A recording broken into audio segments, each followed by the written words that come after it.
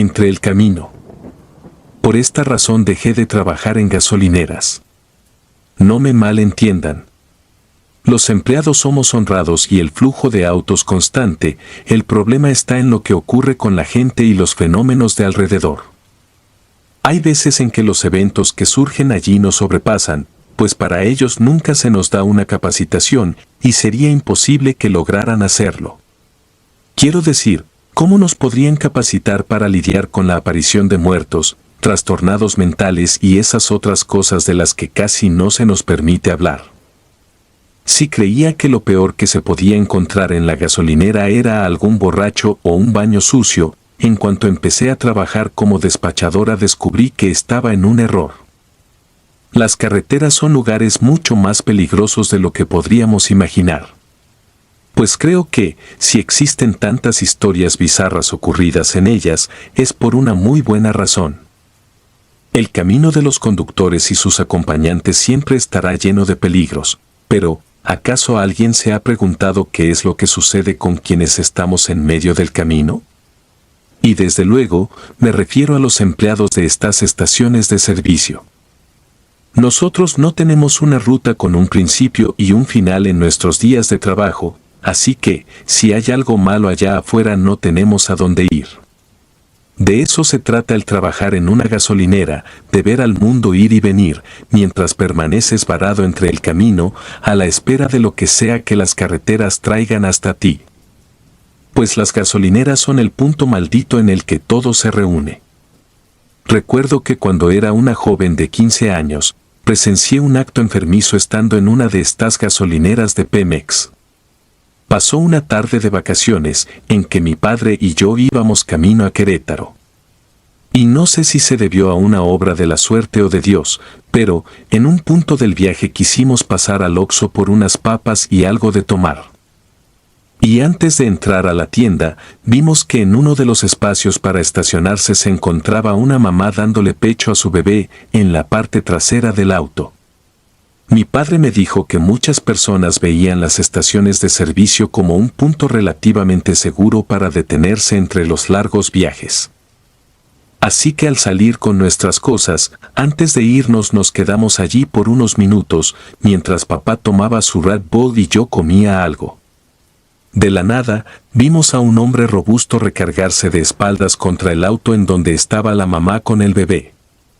Y a pesar de que el sujeto quiso pasar desapercibido, nos dimos cuenta de que algo anormal ocurría en ese auto.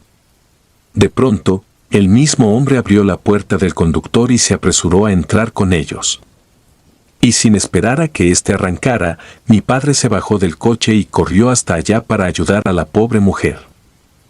En cuestión de un instante, éste sacó de ahí al infeliz a base de golpes.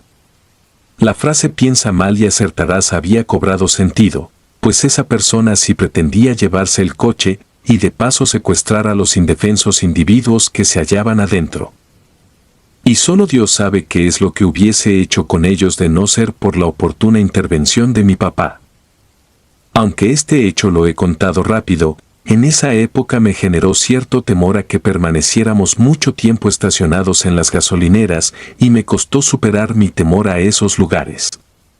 Años después, para mí resultó una completa ironía el acabar trabajando en una de ellas, apartada de la ciudad. Otro aspecto que jugaba en mi contra a la hora de querer superar escenarios o traumas era que mi mente contaba con memoria fotográfica, la cual me orillaba a recordar con mucho detalle cualquier tipo de imagen vista.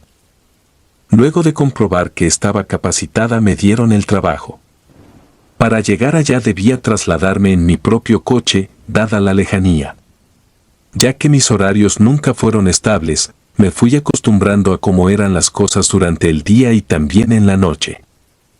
En la estación en donde trabajaba se hallaba un 7-Eleven a un costado, y un lugar de comida rápida en el otro, que por las noches era visitado principalmente por conductores de trailers. En mis primeras semanas de trabajo, mis conocidos muchas veces me preguntaron si alguna vez vi algo extraño o peligroso. Hasta entonces, lo que para otros era inusual, para mí ya era hasta cierto punto normal. Entre lo que podía llegar a mencionar estaban las peleas repentinas con clientes, pequeños accidentes y a veces conductores ebrios que nos veíamos en la obligación de no permitir que siguieran manejando. También llegué a conocer a algunas trabajadoras de la noche que se sentían seguras de esperar en la estación a que llegaran clientes y otras veces, entre la gente a la que despachaba, surgían breves conversaciones, en su mayoría agradables. Poco después de cumplir un mes como empleada en la estación, recuerdo que hubo una tarde en la que muchas patrullas cruzaron frente a nosotros, y por lo acelerado que iban, supuse que algo serio había ocurrido en la carretera.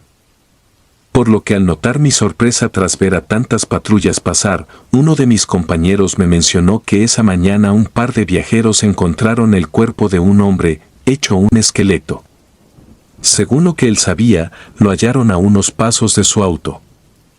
Pero, lo que más parecía inquietar a las autoridades era precisamente el hecho de que su cuerpo ya no contara con nada de piel, carne o cartílago. Pues de la noche a la mañana solo quedaron sus huesos. Y haciendo que el horror en mí creciera, agregó a sus comentarios que aquella no era la primera vez que algo similar sucedía.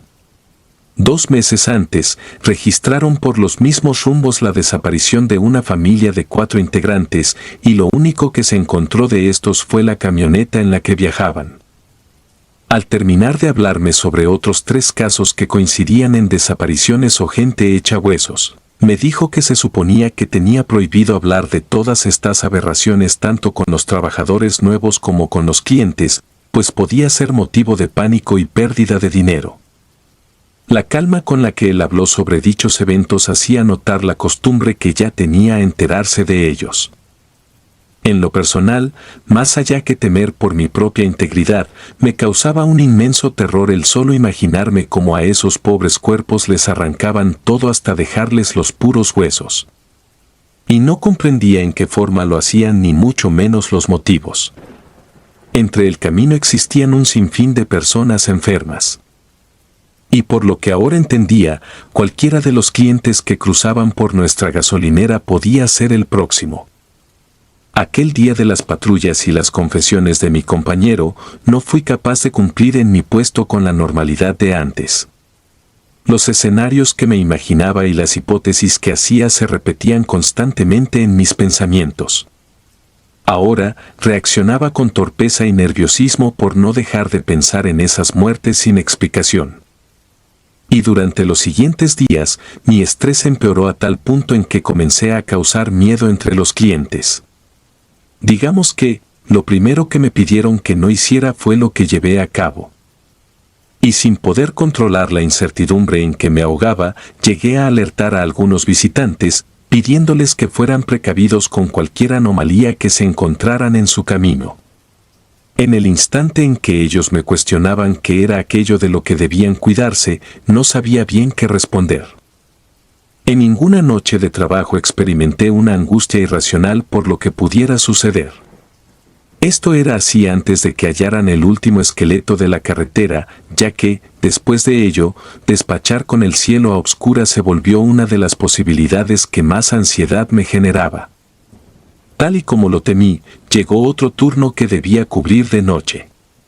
Pero esa ocasión traté de guardar la calma convenciéndome de que nada preocupante sucedería. Sería de pésima suerte que algo trágico pasara ahora, pensé, apenas me puse el uniforme. La suerte y el infortunio me aterraban, porque uno nunca sabe cuál de ellos es el que nos acompañará en un nuevo día. Dando cara a ese turno forzoso, al lado de 2 compañeros recibí a los primeros clientes de la noche. Y por ser fin de semana el flujo era mayor a otras ocasiones. Cerca de las 9, entre los carros que iban y venían vi a una mujer joven llevando a una niña hasta los baños. Supuse que se podía tratar de madre e hija. Por lo general, no le prestaba tanta atención a esta clase de detalles ya que eran eventos comunes.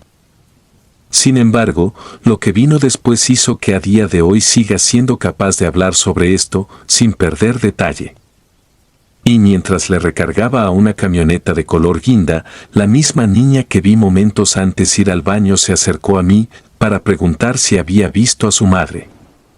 Antes de que siquiera le pudiera contestar, a los pocos segundos vi a un hombre alto llamarle a lo lejos.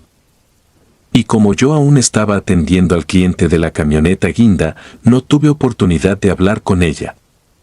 Así que sin abrirme a pensar en lo peor, imaginé que aquel hombre que le habló pudo ser su padre o tal vez un tío.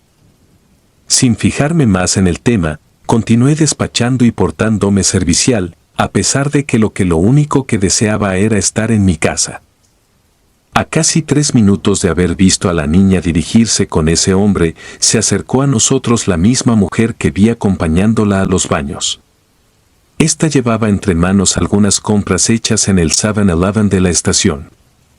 Y mostrando mucha preocupación nos preguntó, ¿de casualidad han visto a una niña de cabello largo y zapatos rojos saliendo de los baños? En cuanto la escuché decir esto se me formó un nudo insoportable en la garganta que hizo que me doliera el pasar saliva. La joven nos explicó que se trataba de su hija de 6 años, una pequeña de nombre Sofía.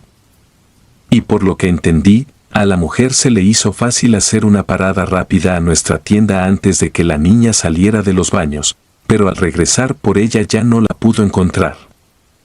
Y al ver la angustia en su cara, no supe en qué forma comentarle que vi a Sofía irse con un hombre.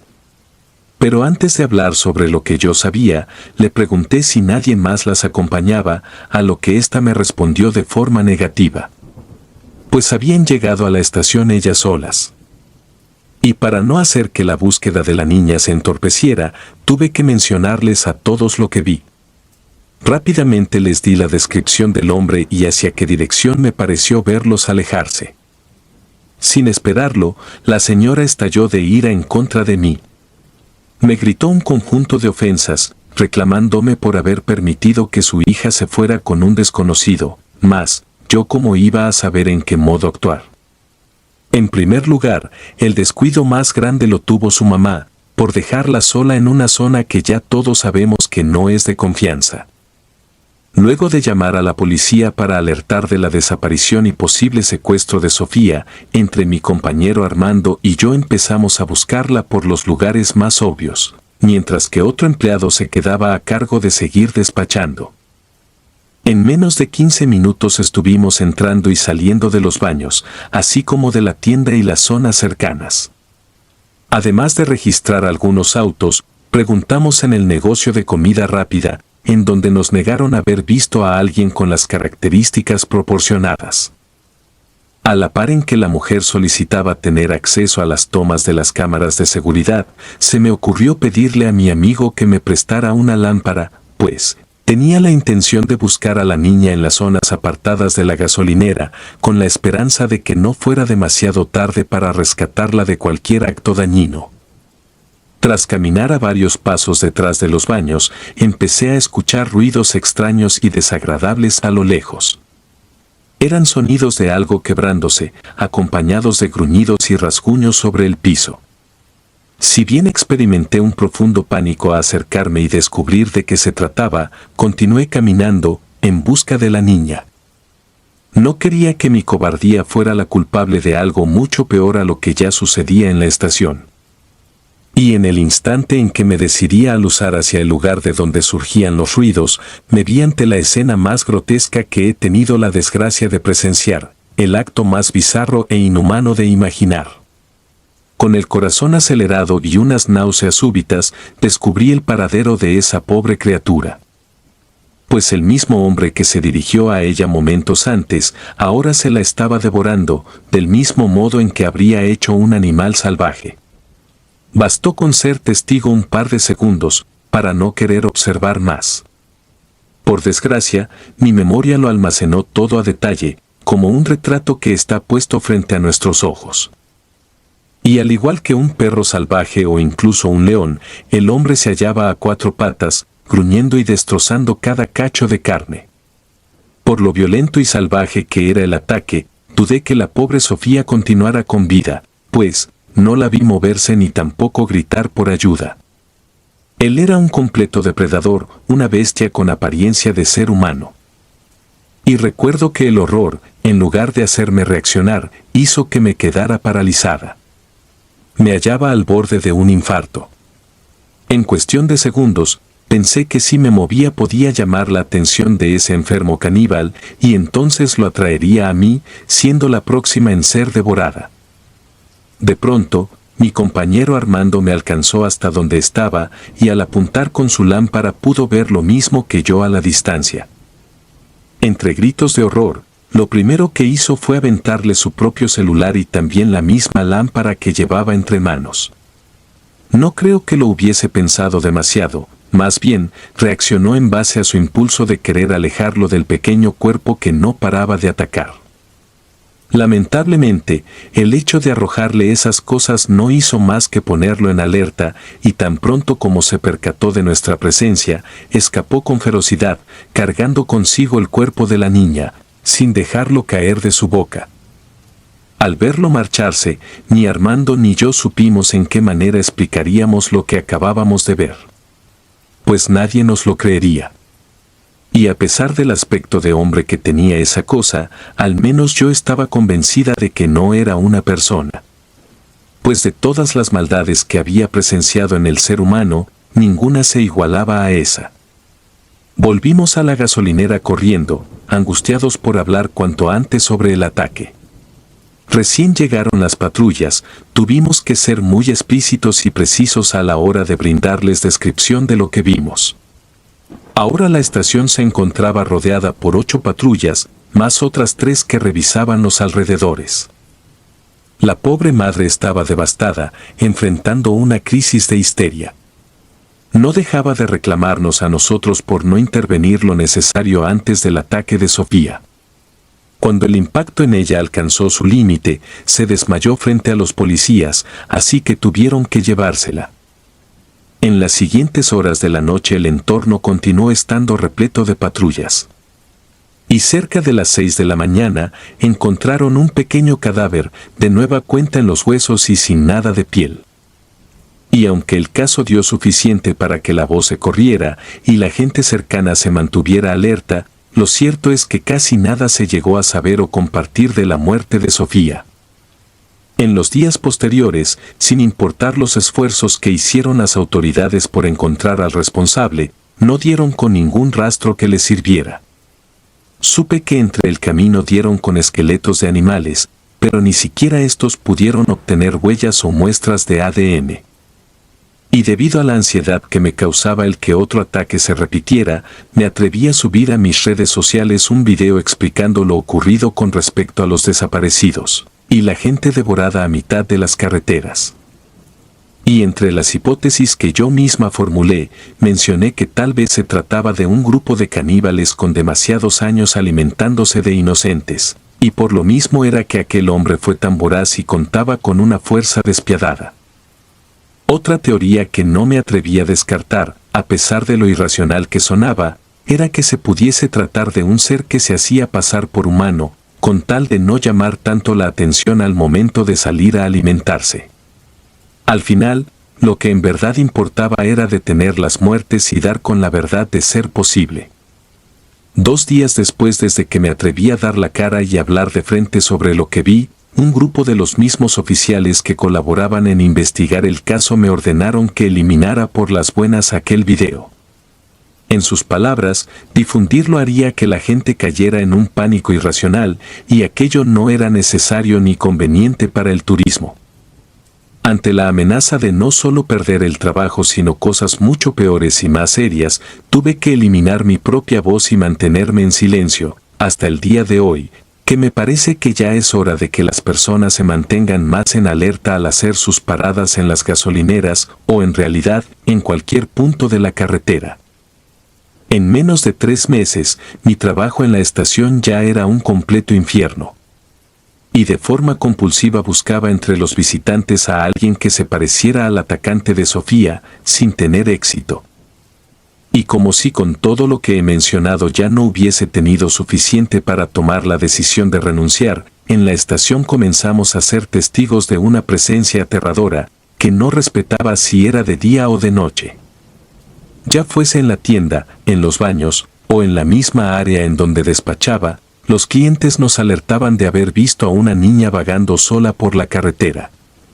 Y si a alguien se le ocurría acercársele para preguntar si estaba bien, ésta volteaba mostrando unos ojos vacíos. Recuerdo una ocasión en que tomé el camino de vuelta a casa, yo misma vi a una niña vagando por esos rumbos. Sin embargo, al mirar de nuevo hacia esa dirección, ésta había desaparecido. Coincidiendo con lo anterior, en gasolineras de distintos estados la gente también aseguraba haberse encontrado con una niña de ojos vacíos, preguntando si alguien había visto a su madre. Y desde que oí esto supe que se trataba del alma de Sofía.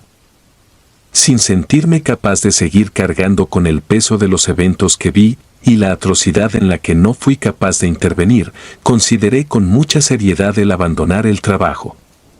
Pero, esa decisión no fui capaz de tomarla hasta que fue mi propia vida la que corrió peligro. Una tarde en que seguía atendiendo con el estrés que ahora era habitual, un hombre se paró enfrente de mí portando un arma. Y dijo que yo no lo conocía, pero él a mí sí. Después de mencionar que era el padre de Sofía, disparó cerca de mi rostro sin conseguir apuntar al lugar que buscaba. Y con tal de desconcertarlo, me metí en uno de los baños y alcé los pies para que no pudiera estar seguro de en qué lugar estaba. Y con punzadas en la cabeza y llorando de terror, rogué que una de las patrullas cercanas se acercara pronto, o al menos uno de mis compañeros lo pudiera detener. Gracias a Dios, mis súplicas fueron escuchadas y pudieron detener a ese hombre que llegó con la intención de asesinarme en mi propio trabajo y frente a los clientes que aguardaban a que llegara su turno dentro de sus autos. Creí que tenía la fuerza suficiente como para lidiar con el fantasma de una niña y la bestia que devoraba personas, mas ya no fui capaz de soportar un solo día en cualquier estación, desde que casi pierdo la vida en una de ellas, por las mismas atrocidades que allí ocurrieron. Más allá de los delincuentes o los accidentes, existen otra clase de peligros en las carreteras. Por lo que estas atrocidades a diario ponen en riesgo a los trabajadores. Por mucho que los medios traten de ocultarlo, la verdad es la siguiente: quienes trabajan en las estaciones de servicio ya no solo temen a los asaltos o los incidentes causados por el combustible, pues ahora también temen a las presencias espectrales, a ser atacados por dementes e incluso temen a que algún día se los coman crudos. Por esta razón dejé de trabajar en gasolineras, porque prefiero la seguridad de mi entorno conocido a los hechos graves que a diario están dejando muertos en las estaciones. A todos los adultos que estén escuchando esto, por favor, no dejen a sus familiares más jóvenes irse sin supervisión a los baños de las gasolineras. Pues los empleados no tienen la capacidad de vigilar absolutamente todo lo que sucede alrededor, y no es obligación suya el hacerlo.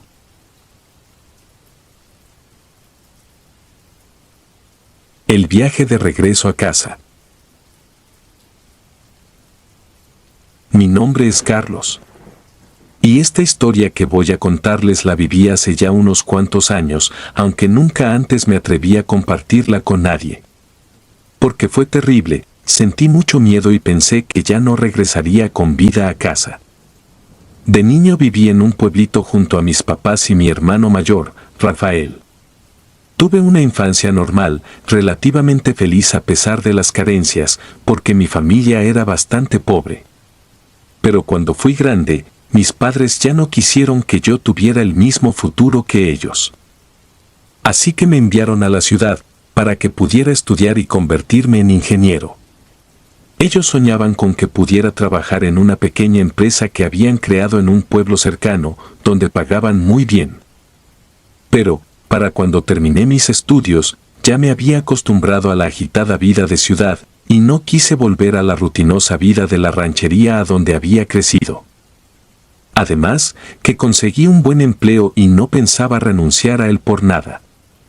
Solo quedaba crearme las condiciones para poder quedarme y hacer mi vida futura en aquella ciudad tan linda. Así que renté un cuarto y acomodé allí mis cosas. Ahora trabajaría para completar lo que se necesita en una ciudad como aquella, un auto en que trasladarse para no tener que enfrentarme cada mañana al tormentoso tránsito para poder ir a laborar. Para lograr mi objetivo, fueron necesarios muchos meses de sacrificio y recortes. Hasta que aquel día, por fin mis sueños se materializaban. Mis ojos brillaron cuando lo vi, y mis manos sentían un placer indescriptible mientras se resbalaban sobre su pintura. Pues por primera vez, después de años de añoranzas y sacrificios, me compraba mi primer auto. Por supuesto, no era nuevo, pero se veía bastante cuidado y para mí era un sueño cumplido. Pero un acontecimiento como aquel no podía pasar por alto. Así que solicité en mi trabajo unos días de descanso, para estrenarlo en un viaje. Pues pretendía irme a visitar a mi familia que aún vivía en la ranchería que estaba ubicada al norte, a solo unos cuantos kilómetros de la frontera. Hacía muchos años que no iba a visitarlos, primero porque la universidad me absorbía demasiado tiempo, y luego porque estaba muy ocupado con el nuevo trabajo y no podía arriesgarme a perderlo. Porque, como ya dije, había hecho mi vida en la ciudad y el trabajo me dejaba poco margen para un viaje tan largo. Pero ahora ya tenía el medio y el tiempo para hacerlo. Por tanto, llamé a mi amigo Genaro para invitarlo a seguirme en aquella nueva aventura que estaba a punto de comenzar, y como siempre se emocionó y me dijo que sí. Salimos por la tarde buscando que la noche nos sorprendiera en el camino. Y aunque no lo crean, a mí me gustaba la idea de hacerlo porque, en ese horario, la carretera es menos concurrida y por tanto podía ir a mayor velocidad y así probar mi auto. Todo comenzó en aquella gasolinera. Nos detuvimos, porque Genaro quería comprar algunas cosas para el resto del camino, no por gusto, estaba un poco pasado de peso. Entonces yo aproveché, para abastecer el tanque aunque no era tan necesario aún, pues podía esperar a la próxima. Estaba tan emocionado que me sentía Yuri Gagarin en el primer viaje tripulado por humanos al cosmos. Cuando salimos del establecimiento, tuvimos nuestro primer acontecimiento de relevancia. Parado, al lado de mi carro, se encontraba un hombre con aspecto de indigente, con muy mala facha y cargando unos bultos con el mismo aspecto que él. «Oiga, señor, ¿qué está haciendo usted ahí?», le grité desconcertado sin atinar a nada por la impresión, pero el hombre no respondió. Ni siquiera me miró, solo apuró su paso y se fue.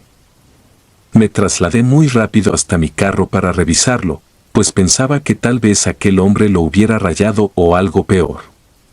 Pero no, por suerte todo estaba normal, como lo había dejado antes de entrar. Me preguntaba qué perseguía aquel hombre con mi carro, pero luego pensé que solo estaba buscando la manera de ver si había algo que pudiera robar. Entonces, después de revisarlo nuevamente, decidimos continuar con nuestro viaje. Las horas pasaron y la noche se hizo presente. Nos sorprendió en una zona un tanto desierta donde, rara vez, te dabas cruce con otro vehículo circulando por allí. Y para colmo de males, todo estaba muy oscuro porque amenazaba una tormenta. Y de pronto, el carro comenzó con un ruido muy extraño y terminó por detenerse en el medio de la nada. Por lo que ahora habíamos quedado allí sin saber qué hacer. Así que agarré mi celular, prendí mi linterna y me dispuse a revisar el motor para ver si lograba detectar en qué parte era la falla y si había forma de poder solucionarlo. Le dije a Genaro que agarrara una señalización que traía en el maletero y regresara un tramo atrás para ponerla, por si venía algún automóvil supiera de nuestra presencia y no fuera a chocarnos.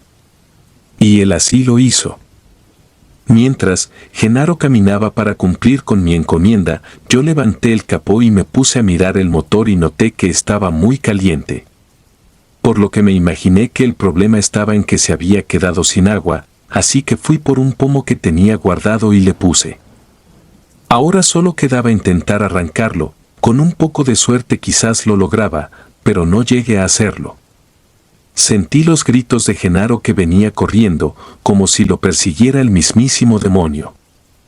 Parecía un demente y con cara de espanto, me gritaba que arrancara el carro que él venía, que ya estaba muy cerca. Yo no sabía qué estaba pasando, pero con solo ver la expresión del rostro de mi amigo, supe que la situación era muy grave. Genaro se subió y cerró la puerta muy fuerte, giré la llave y por suerte arrancó. Todavía siento miedo al contar esto. Cuando por fin el auto estuvo en movimiento, miré atrás y la vi. La figura era como sacada de un cuento de horror. Corría en 4 patas, aunque su cuerpo simulaba el de un humano, específicamente el de una mujer. También tenía características de un perro o un lobo, como los dientes y la forma de los ojos. No sabía qué era, porque nunca antes vi nada como eso. Genaro gritaba descontrolado con el rostro pálido, mirando para el lugar por donde ella venía corriendo muy rápido y mostrando una desesperación latente en sus ojos fuera de órbita. Por lo que fue un momento terrible. Pues como ya les dije, nunca vi nada ni siquiera parecido. Cuando ya había andado un tramo prudencial, reduje un poco la velocidad y le pregunté a Genaro qué era aquello y de dónde había salido. No sé, carnal. Cuando me agaché, sentí que algo mordió mi tobillo y al voltearme lo vi. Era horrible, con unos dientes largos y un aspecto macabro. Mira, me dijo mostrándome su pie, que tenía 2 orificios y algo de sangre que salía de ellos. Asustado le pregunté por qué no me dijiste que eso macabro te había mordido. Tiene que verte un doctor, no nos podemos arriesgar a que eso se te infeste. Así que en el próximo poblado nos detendremos y buscaremos quien te atienda. No hace falta, pues me duele un poco, pero nada que me vaya a matar. Genaro agarró un suéter que llevaba por si le daba frío en el viaje, le arrancó una de las mangas y se hizo un torniquete en la pierna herida. Ese viaje sí que prometía emociones fuertes. Cuando llegamos al próximo poblado, ya pasaba las 2 de la mañana. Pasamos por el cementerio y nos encontramos con un señor que decía ser uno de los veladores. Y si realmente lo era, no sabría decirles con exactitud. Le pregunté si sabía a dónde podía encontrar a un doctor que viera a mi amigo, porque estaba herido, y me dijo que en aquel pueblo solo había una pequeña clínica y que no sabía si aquella hora aún estaría prestando servicios. Acto seguido me indicó, más o menos, dónde estaba situada. Por lo que no nos quedaba otra opción que ir hasta allí para averiguar si estaban abiertos, porque comencé a notar a mi amigo un poco raro. Pues se veía como si no estuviera ubicado en tiempo y espacio, y decía frases incoherentes y fuera de contexto. Además de notarse soñoliento. Lo de soñoliento era comprensible, porque, como dije, ya pasaba de las 2 de la mañana. Pero igual aquello me daba mala espina. Volví el rostro al velador para despedirme y agradecerle, pero para mi sorpresa me encontré con la aterradora realidad. El hombre ya no estaba, se había desaparecido como por arte de magia. Aquel acontecimiento consiguió alterarme a tal punto que me bajé del auto para intentar identificar el rumbo que había cogido el misterioso hombre. Miré a la derecha y luego a la izquierda, hasta caminé en dirección al cementerio por si había regresado ya, aunque lo creía poco probable. Pero allí tampoco lo vi. Necesitaba encontrarle una explicación coherente a todo lo inexplicable que había vivido en aquella tenebrosa noche. El velador se había esfumado sin dejar rastro. Antes de seguir adelante estiré la mano y toqué la frente de mi amigo, sospechando que pudiera tener fiebre. Y en efecto, su piel ardía de tan caliente que estaba. Por tanto, la visita al doctor ahora era obligatorio. Puse en marcha nuevamente el carro y siguiendo la ruta que me había indicado el supuesto velador, llegué hasta donde estaba la clínica. En la puerta me encontré con una señora dormida sobre la barra. Era la recepcionista. Cuando despertó me dijo que me sentara y esperara allí, que iría a despertar al doctor para que nos atendiera. Después de un rato regresó con la noticia que el doctor se había marchado, pero que la enfermera estaba por llegar, que esperara sentado allí. Así que fui por Genaro al carro y lo encontré despierto. Pero tenía el rostro diferente, con una euforia notable.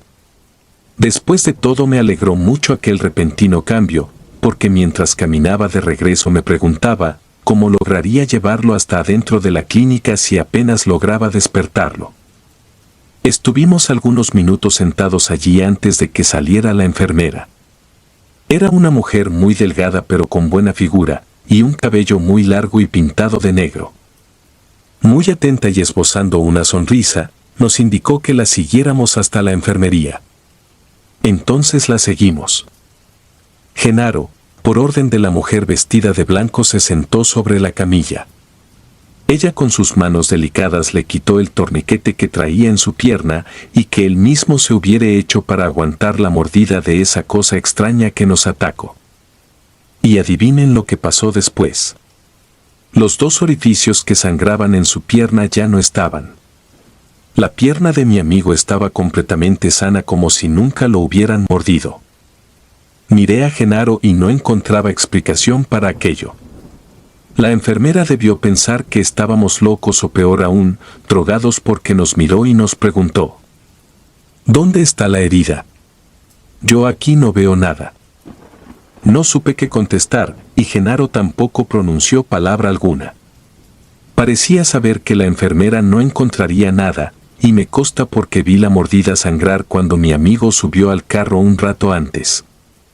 Yo no sabía, no entendía aquello. Le pedí a la enfermera que le pusiera un termómetro porque antes había tenido fiebre y ella lo hizo. Pero tampoco tenía, la temperatura no pasaba de 36,5. Por lo que ahora estaba más desconcertado que antes. La enfermera parecía estar bastante molesta, decía que la habíamos molestado en vano. Así que prácticamente nos pidió decentemente que nos retiráramos, porque ella necesitaba descansar. Salimos de la clínica, regresamos al carro y luego a la carretera. Cuando estuvimos solos le pregunté a Genaro qué había pasado con su herida, porque no había forma humanamente posible que desapareciera de esa manera. Pero él tampoco tenía una explicación para lo ocurrido, o al menos eso me dijo. Se había dormido profundamente y al despertar sintió que ya no le dolía el pie. Definitivamente la herida de mi amigo era un misterio sin resolver, al menos por el momento. En el resto del camino, por suerte, ya no tuvimos más inconveniente.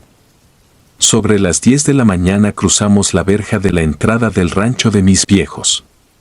Mi hermano Rafael salió para ver de quién se trataba, porque por esa zona no es usual que la gente entre en auto. Sonrió de alegría cuando vio que era yo, que después de tanto tiempo regresaba a casa. Y para colmo ya tenía carro propio. ¿Cómo andan las cosas por aquí, familia?, dije, y mi hermano me abrazó y luego mis viejos también, por lo que todo fue felicidad esa mañana. El viejo mató un lechón para celebrar el regreso a casa del menor de sus hijos y la vieja se esmeró en la cocina. También pude conocer a la esposa de mi hermano y a su hija recién nacida, Guadalupe. Había aumentado la familia y yo sin saber.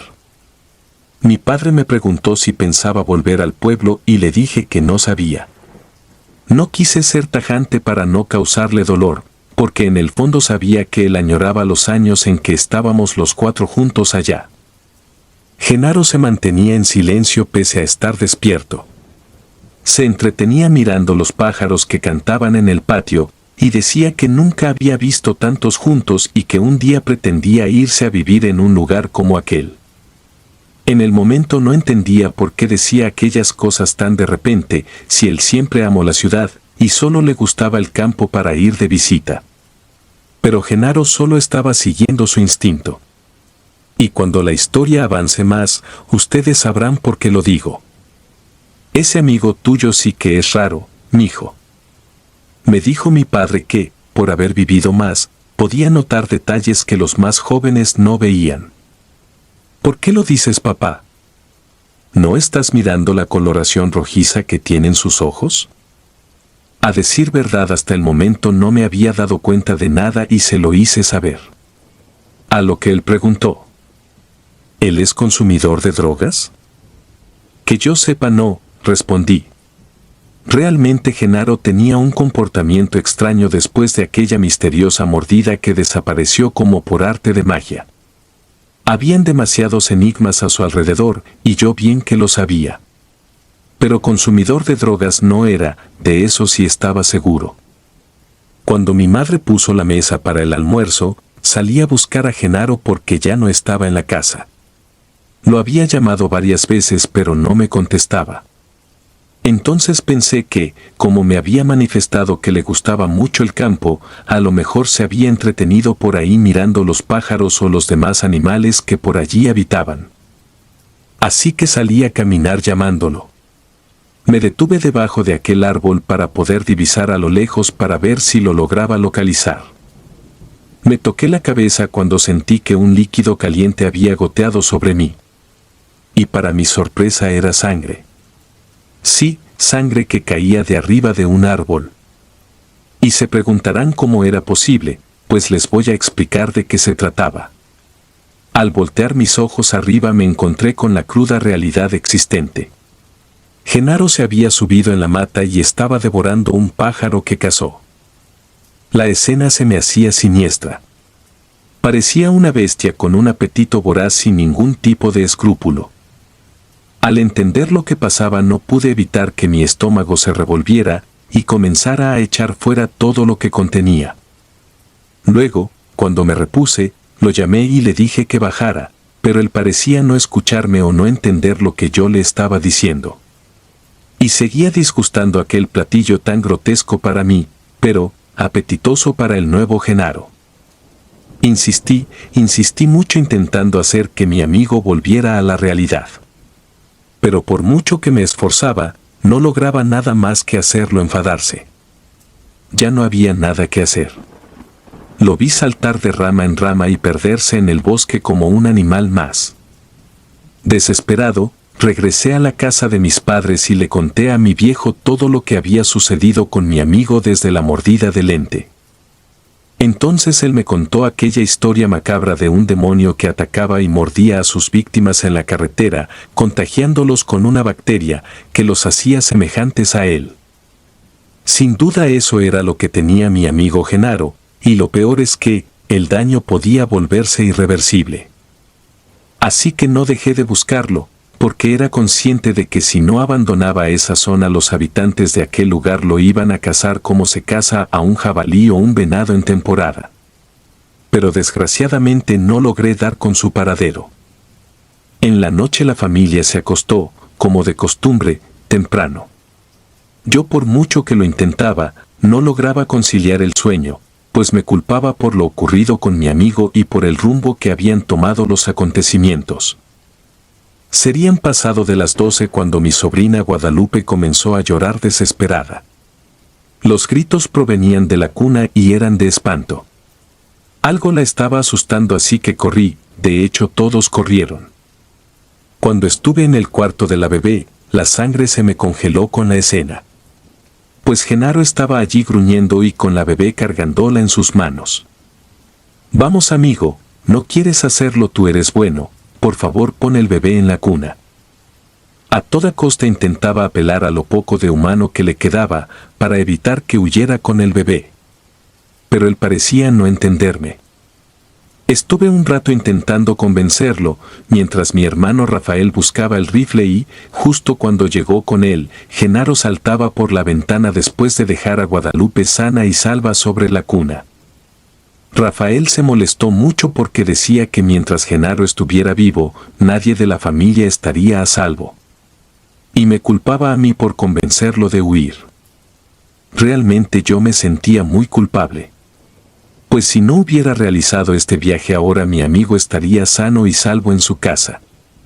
También era culpable de pedirle que pusiera la señalización aquella maldita noche. Sí, era culpable de todo y más. Y lo peor es que no sabía cómo iba a resolver aquel problema que yo mismo había provocado. Mi padre le habló de una conocida suya que tenía poderes curativos para preguntarle su opinión sobre aquel asunto. Ella no era una bruja, solo era una mujer con poderes de sanidad.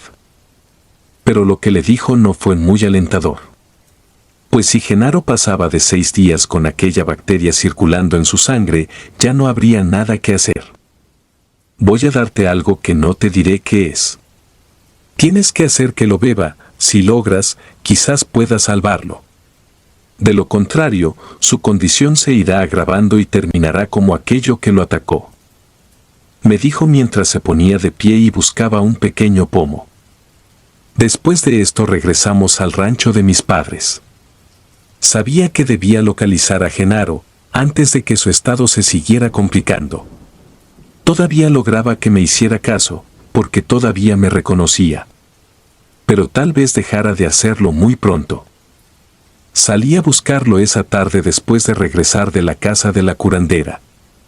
Pues no podía darme el lujo de perder el tiempo que no teníamos.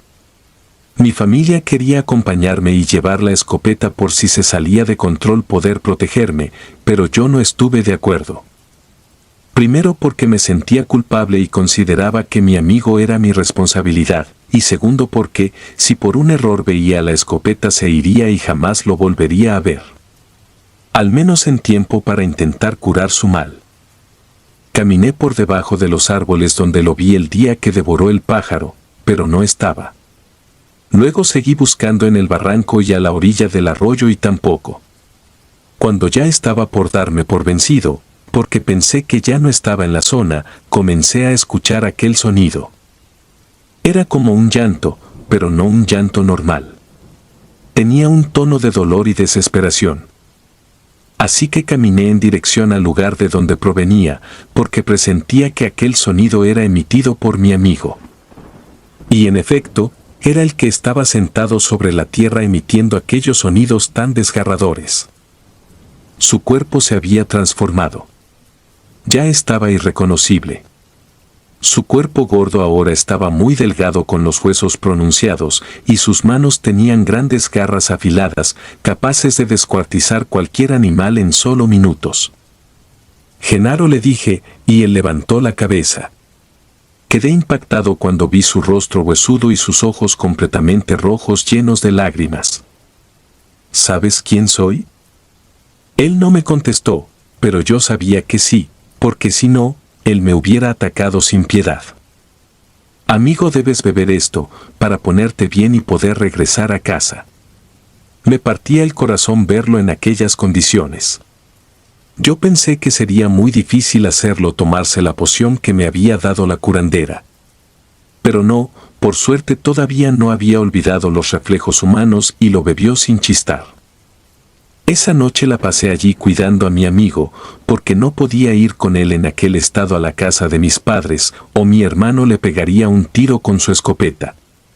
Pero al amanecer ya estaba bastante recuperado y entonces pudimos regresar a casa. El regreso del Silbón. Mi nombre es Matías. De niño vivía con mis padres y mi hermana Isabel en un rancho, que estaba ubicado en un pueblito a unos cuantos kilómetros de la capital, que era conocido con Altos de Buenaventura. La vida allí era bastante tranquila. Los días transcurrían sin mayores contratiempos, entre los juegos con mis vecinos y las clases en el colegio. Mi padre trabajaba como jornalero para un señor que tenía varias haciendas y un negocio próspero de exportación. Una de dichas haciendas estaba ubicada allí, en los Altos de Buenaventura. Este señor se dedicaba a la producción y exportación de café, que era uno de los principales rubros exportables de la región, además del algodón y la producción de tabaco negro. Cada noche, después de la comida, mi familia y yo íbamos a visitar a mis abuelos, que vivían a poco más de 1 kilómetro de nuestra casa. Al llegar, me dirigía al portal donde sabía que estaría, como cada noche, sentado en su taburete y listo para contarme algunas de sus historias. Esas historias que me provocaban mucho miedo porque eran de leyendas rurales, pero que a mi hermana y a mí nos gustaban tanto. Luego, cuando llegaba a las 10 de la noche, regresábamos a casa para descansar. Salimos al camino para regresar. Todo estaba muy oscuro, apenas lográbamos vernos la palma de las manos. El camino era estrecho, adelante iban mis padres y atrás Isabel y yo. Mi padre se esculcaba los bolsillos mientras dejaba escapar una palabrota. Luego se volteó hacia nosotros y nos pidió que regresáramos para buscar la llave de la casa que se había quedado sobre la mesa de los abuelos. pero nos aclaró que no nos fuéramos a entretener en el camino, que nos estarían esperando un poco más adelante. Entonces salimos corriendo de regreso a la pequeña casa de los abuelos. No estaba tan lejos, así que muy pronto detuvimos el paso y seguimos caminando mientras intentábamos dejar de respirar fuerte porque estábamos sofocados. «Vamos, Isabel. Corramos para poder llegar antes de que los abuelos cierren la casa», le dije a mi hermana, pero mi invitación no le gustó. Pues decía que si corría se volvería a agitar y después no lograría dormir bien. Todavía recuerdo y se me paralizan todos los reflejos del cuerpo cuando pasábamos por debajo del almendro seco que estaba junto al camino. Alguien silbó. El sonido era muy fuerte y parecía que nos rompería los tímpanos de los oídos. Así que ambos detuvimos el paso casi al mismo tiempo.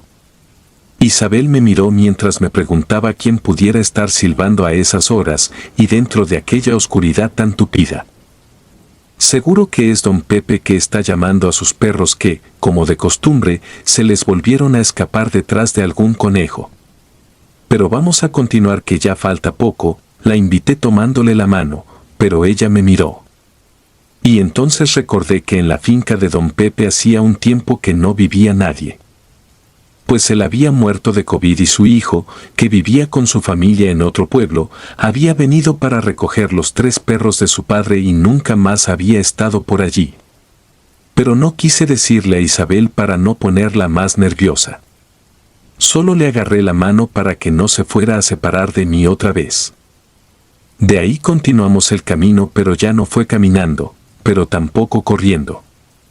Estábamos ya a poco menos de 10 metros cuando aquel silbido volvió a sentirse, pero esta vez parecía estar más cerca, mucho más cerca del lugar de donde estábamos en ese momento. Isabel y yo volvimos a mirarnos, pero esta vez no fue por mucho tiempo. Y sin pronunciar una sílaba, arrancamos a correr en dirección a la casa de mis abuelos, que ya estaba cerrada. «Rápido, abre la puerta, abuelo. El silbón nos viene persiguiendo», grité desesperado, sin atreverme a mirar atrás. Pues sentía que si volteaba me encontraría con algo espantoso, que nos había estado siguiendo, sabe Dios con qué macabra intención. Precisamente esa noche mi abuelo me había contado una leyenda de un fantasma que se le aparecía a sus víctimas después de silbar. No quiso decirme lo que les hacía, me imagino que para no dejarme más nervioso de lo que ya estaba. El abuelo abrió la puerta, y nosotros entramos y nos ocultamos en el cuarto con la abuela en la cama. Estábamos muy asustados y mi hermana lloraba desconsoladamente. «¿Qué pasó, Matías? ¿Por qué regresaron y dónde están tus padres?» Y juró que intentaba hablar, lo intentaba mucho, pero las palabras no fluían normalmente a través de mi garganta. Me esforzaba y solo lograba tartamudear. El abuelo lo notó y fue por un vaso de agua para mí para intentar calmarme. Entonces, cuando estuve más tranquilo, le conté todo al abuelo. Desde la llave que se había quedado sobre la mesa de su casa, hasta los silbidos nocturnos que habíamos escuchado mientras regresábamos por ella.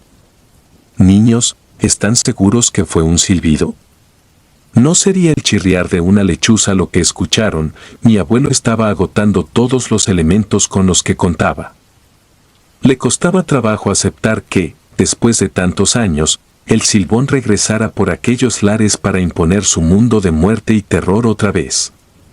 Porque si eso era cierto, ya nadie podía estar seguro por aquella zona. ¿Están seguros de que lo que escucharon no fue el chirriar de un bicho del monte? Con la insistencia del abuelo, hasta yo comencé a dudar. Pues ya no estaba seguro de nada y se lo hice saber. Cabía la posibilidad de que nos encontráramos sugestionados por la historia que nos había contado el abuelo esa noche, y por eso confundimos el sonido de un animal del monte con un silbido. Isabel ya estaba más calmada. La conversación del abuelo había logrado tranquilizarla y convencerla de que todo estaba bien. Fue a la mesa por la llave, al recordar las palabras de nuestro padre cuando nos dijo que no podíamos demorarnos, porque estarían esperando por nosotros. Y ya había pasado bastante tiempo, 20 minutos para ser exactos. El abuelo nos dijo que fuéramos sin temor, que él nos velaría desde el camino hasta que pasáramos el tramo del almendro. Y no entendía por qué precisamente ese tramo le preocupaba, si se suponía que lo que habíamos escuchado solo había sido producto de la imaginación de una mente sugestionada o un animal nocturno. Pero recordé que fue por allí por donde lo escuché por primera vez y comencé a sospechar que el abuelo sabía mucho más de lo que decía, y volví otra vez a sentir miedo. Pero ya no nos detuvimos y tampoco escuchamos más aquel silbido que tanto temor nos provocaba. También nos sentíamos relativamente seguros porque sabíamos que teníamos los ojos del abuelo protegiéndonos. Nunca supimos con certeza qué fue eso que silbó aquella noche, pero en el pueblo se comentaba que otras personas también lo habían escuchado, solo que no a la misma hora ni en el mismo lugar.